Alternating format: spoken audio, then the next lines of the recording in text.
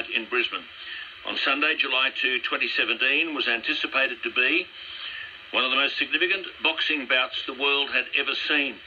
A battle for the WBO World Welterweight title.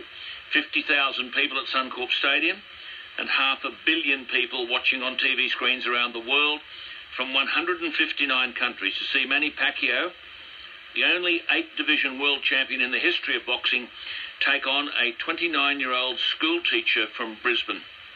The young bloke from McGregor High, who married his high school sweetheart. A man who learnt to fight because as a kid he was bullied. Jeffrey Horn. This was an occasion that brought boxing royalty to town from across the globe, and I spoke with them all. For a start, I was joined in the studio by the man simply described as the golden voice of boxing, the legendary ring announcer, Michael Buffer. I lived in Philadelphia, and Atlantic City was down the street about an hour away with the casino industry booming, and they had a lot of boxing. And I sent out, like, resumes. I may have lied a little bit. I said I had experience, which I had none, and I got my foot in the door, and I have to tell you, the first event that I did, I was dreadful. I mean, I was worse than dreadful. It was horrible. When you started ring announcing, you tried a few different lines, didn't you, that didn't catch on? Fasten your seatbelts, man the battle stations, and the crowd would never respond. And so you were inspired, I understand, by a line from Ali, who during a weigh-in once said, "I'm ready to rumble." Mm-hmm. So you tweaked that. The great Muhammad Ali, he was probably one of the best salesmen for boxing ever, and he would, float like a butterfly, sting like a bee, rumble, young man, rumble. Oh, I'm so pretty, and that phrase was there, and of course his famous fight with George Foreman was the rumble in the jungle. So I started saying, let's get ready to rumble and fine-tune to what you hear today. Well, you do it and you carry it on. The last word. Here he is. Let's get ready to rumble! Now that you've played that, I'm going to have to hold that note that long this coming Sunday. Well, the boxing royalty continued with, quite simply, the greatest boxing commentator on the planet, Bob Sheridan. The Colonel, they call him. He's called more than 10,000 individual fights. He has brought to life some of the great moments, not just in sport, but in history. Have a think back to where you were when Muhammad Ali fought George Foreman in 1974, or Ali and Frazier in 1975. Where were you watching?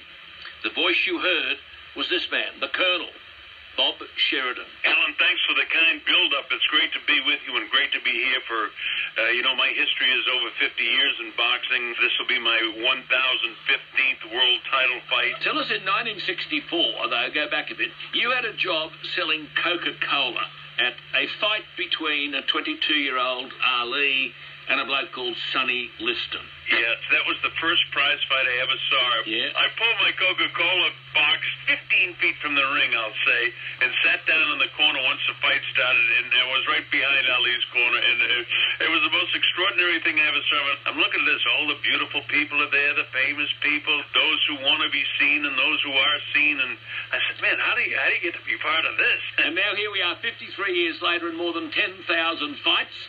And you're still excited about Sunday? Well, I'm really excited about Sunday. Let's put it this way.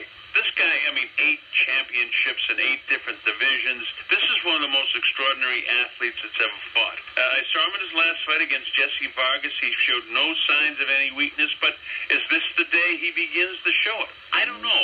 But what I do know is this. Jeff Horn has very accurate punches, and he also has very powerful punches.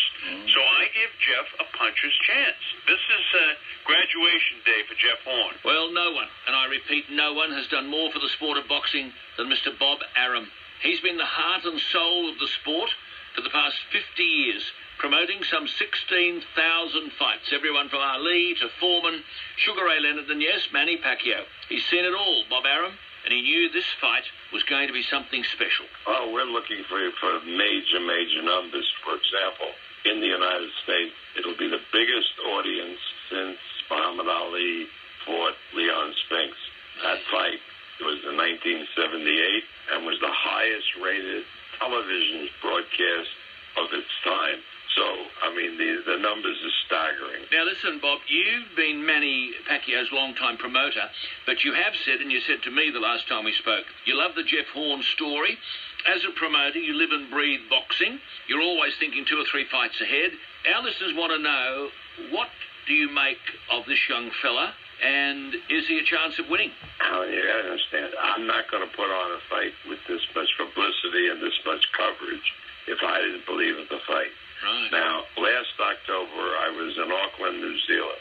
Dean Lonergan had been telling me this kid Horn is really something else. I hear that all the time. But when I saw this kid, I told Dean, I said, he has real talent, and he can fight anybody in the world. He's not a kid that's going to, run and hide and do a lot of movement. He's going to take the fight right to Manny, coming at him, throwing bombs. It's going to be a really, really fun fight to watch. But ultimately, the stars of the show were to be the 2 men in the ring. Manny Pacquiao, one of the greatest boxers of all time, an incredible athlete, but with an equally incredible story. He grew up in immense poverty in the Philippines until the age of 10. He'd never seen a television set. He'd never set foot in a town or a city. He lived with his parents and 5 siblings in a single-room shack. He dropped out of school at the age of 12. He took up boxing, and the rest is history. This is a man, Manny Pacquiao, with an ability to inspire. Good morning, Alan. The most important thing of this coming fight is to make the people happy and to be an inspiration. But not only in the skill of boxing, but as a person. And I'm so blessed and fortunate to be here in Australia to have a fight. Tell our listeners what you think of this young man, Jeffrey Horn. This young man is a hard worker. He's on fire. I mean, I will not take light for this man. He's a good boxer, and we're fighting in his backyard, so it's going to be fun. Well, Manny Pacquiao's home is in Manila. It's worth about $18 million now. It's located in a gated community, protected by guards with machine guns. He's got 4 chefs, 8 maids, 10 full-time security guards, and a fleet of cars. Jeff Horn, on the other hand, drives a Toyota Camry. He owns a home in the modest Brisbane suburb, the new suburb of Algesta, and he and the bank own the home, I suppose. It's worth about $500,000, I'm told, and of course comes with a handsome mortgage. But here we had a 29-year-old school teacher from Brisbane, undefeated from 17 professional fights. I said in the lead-up to this fight that there was an inner strength and an inner calm in this young man, the power of which could not be underestimated. Without a hint of arrogance, he believed he could step into the ring and beat anyone in the world. Hi, Alan. Thanks heaps for those compliments, mate. One of the great advantages I think you've got here is that as they play the drums and the fanfare starts and Manny Pacquiao starts to walk into the ring to put everything on the line against this local bloke, there's no doubt he's going to think to himself, I wonder if